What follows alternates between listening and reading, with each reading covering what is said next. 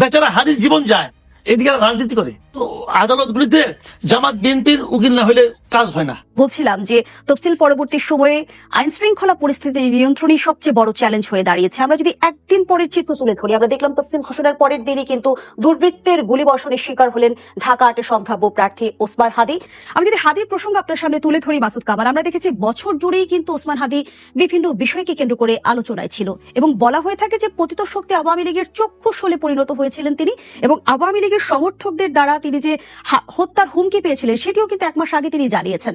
এখন তফসিল পরবর্তী সময়ে একজন সম্ভাব্য প্রার্থীর উপর আঘাত, সেটিকে আসলে ব্যাখ্যা কিভাবে করবেন? দেখেন, এটা আসলে কি, এটা এই মুহূর্তে বলা কঠিন এই কারণে আসলে বলা উচিতই না, এটা বলা উচিতই নয়।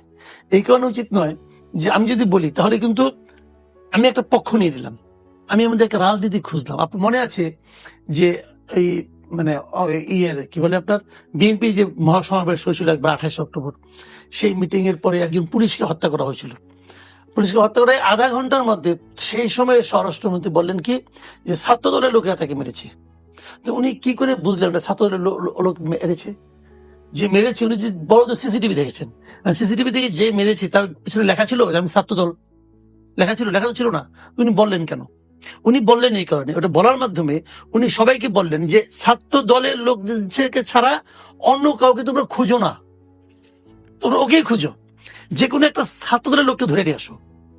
তাহলে একটা আমরা এই যে রাজনীতিকরণ, অপরাধের যে রাজনীতিকরণ, অপরাধী ধরার জন্য যে রাজনীতিকরণ, এটা ভয়ঙ্কর এই কারণে এতে হয় কি আপনি হয়তো সাময়িক রাজনৈতিক একটা ফয়দা লাভ করতে পারেন, কিন্তু এর বিপরীতে প্রকৃত অপরাধী ছাড়া পেয়ে যায় এবং অপরাধী আরো অপরাধ করতে উৎসাহ বোধ করে। এখানেও আমাদের উচিত হবে যে চট করে একটা দিকে ইঙ্গিত না করা অথবা বলে না দেওয়া।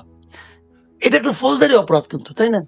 এটাকে সেভাবেই চলতে দেওয়া উচিত। আমি আমার আইন শৃঙ্খলা বাহিনীর উপর খুবই আস্থাবান। যদি যারা চায় অথবা যদি তাদেরকে বাধা দেওয়া না হয়, আমাদের আইন শৃঙ্খলা বাহিনী অনেক কিছু করতে পারে। আমি একটা এক্সাম্পল দিয়ে বলি আপনাকে। মোহাম্মদপুরে মা মেয়ে মারা গেল না একটা গৃহকর্মীর হাতে, সেই গৃহকর্মীর নাম কি তাও কেউ জানে না। প্রথমে বলা হলো আয়েশা, পরে জানা গেল ফুটপ্রিন্টও রেখে যায়নি হত্যাকারী। তার কোথাও কোনো প্রিন্ট ছিল না, তার চেহারা কেউ দেখে নাই। সে আসার সময় ঘুমটাকে দিয়ে এই পেরে আসে, অন্য কেটে যায়, তার চেহারায় কোনো বর্ণনা কেউ দিতে পারছিল না, তার কোথায় বাড়ি তাও কেউ জানে না, কোনো ছবি কেউ দেখাতে পারছে না। সেই মহিলাকে 2 দিনের মাথায় পুলিশ ধরে ফেলেছে না, 2 দিন লাগছে মাত্র, পারছে তো। তো এরকম, এবং সে তো কোনো বিখ্যাত ব্যক্তিও না। এখানে মোটামুটি একটা ধারণা তারা পেয়েছে, একটা গাড়ি নিয়ে আসছে, সেই গাড়ির একটা নাম্বারও পাওয়া গেছে, ঠিক আছে? এই গাড়ি নাম্বার কিন্তু পাওয়া গেছে, গাড়ি নাম্বার পাওয়া যাবে নাকি? এবং সন্দেহভাজন হামলাকারীর ইতিমধ্যে তথ্য কিন্তু প্রকাশ করা হয়েছে। ওইটা বাদ দেন আপনি, ওইটা না হয়, ওইটা না হইতে পারে, হেলমেট পরা ছিল সে, আপনার you are not sure, but গাড়িটা তো শিওর। গাড়ি ধরলে হয় এই গাড়ি মালিককে, ওই সময় গাড়িটা কার কাছে ছিল তাকে ধরলে হয়, তোমার পেছনে কে ছিল। খুব ইজি। কিন্তু আমি একেবারে নিশ্চিত যদি তাকে বাধা দেওয়া না হয় পুলিশকে, তাহলে এই পুলিশ আজকে থেকে কালকের মধ্যে অপরাধীকে ধরে ফেলবে, আপনি শিওর থাকেন। আর যদি আজকে থেকে কালকের মধ্যে ধরা না পড়ে, আমার সন্দেহ থাকবে যে কোনো না কোনো মহল থেকে তাকে বাধা দেওয়া হয়েছে, এটাকে অন্যদিকে ঘুরিয়ে দেওয়ার চেষ্টা হচ্ছে।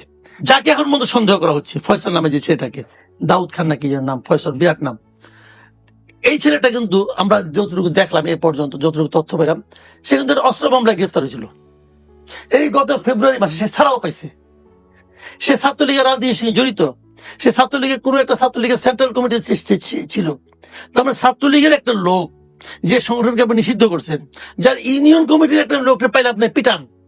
তো সেই ছেলেকে অস্ত্র মামলা র্যাবের হাতে ধরা পড়ার পরেও হাইকোর্ট থেকে উচ্চ আদালতে তারা আপনি জামিন নেওয়ালেন কেন? কেন হয়েছে? মাসুদ কামাল, আমরা তো দেখছি যে বর্তমান নাজুক আইন শৃঙ্খলা পরিস্থিতিতেও কিন্তু শীর্ষ সন্ত্রাসীরা জামিনে মুক্ত হয়ে যাচ্ছে। একই কথা হলো, এটাও সে একই কথা। তো তাকে তো আপনি মুক্ত করে দিলেন, খোঁজ দিয়ে দেখেন তো তাকে মুক্ত করার ক্ষেত্রে আইনজীবী কে ছিল, খোঁজ দিয়ে দেখেন। আপনি দেখবেন যে হয় বিএনপির কেউ ছিল অথবা জামাতের কেউ ছিল। এরাই এখন আদালতগুলিতে জামাত বিএনপির উকিল না হলে কাজ হয় না, এটা একদম ধ্রুব সত্য কথা। যে কেউ যদি আওয়ামী লীগে কেউ বিপদে পড়ে জামাত বিএনপির উকিল খুঁজে। আর এই ক্ষেত্রে খুব ইম্পর্টেন্ট কিছু নাম আছে, যাকে নাম বলে উচ্চারণ করলাম না, তো সবাই এদেরকে জানে। সেরকমই কেউ একজন ছিল এই মামলাতেও। তারপর আইনটা দেখেন, ছাত্রলীগের একটা লোক, চিহ্নিত লোক, অস্ত্র মামলায় ধরা পড়ছিল, তাকে দেখা গেল আবার হাদির সঙ্গে, হাদির প্রোগ্রামে, হাদির ইনকলাব মঞ্চের অফিস, সেখানে তার পাশে সে লোকটা বসে আছে। আবার একটা ছবি দেখলাম সাদিক কায়েমের সঙ্গে সে হাসাহাসি করতেছে। আর ওই ছবিটা কি ফেক কিনা আমি বলতে পারবো না, কিন্তু এই হাদির সঙ্গে এটা শিওর, কারণ ওটা ভিডিও দেখছি আমি। তো এখন এই বিষয়গুলি কি, আবার এটাকে নিয়ে কিন্তু অনেকে রাজনীতিও করতেছে। এই বেচারা হাদির জীবন যায়, এদিকে রাজনীতি করে।